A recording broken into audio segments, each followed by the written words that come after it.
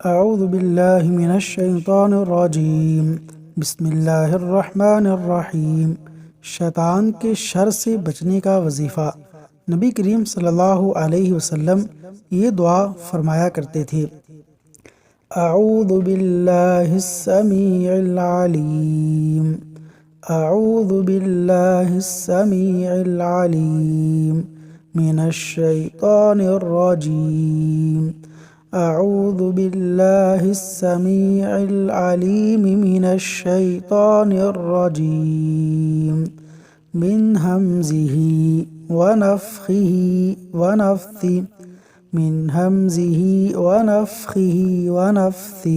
ترجمہ: میں سننے والے اور جاننے والے اللہ کی پناہ مانگتا ہوں شیطان مردود سے، اس کے تکبر، تغزل اور جنون سے۔ سنن ابو داود، حدیث نمبر 775۔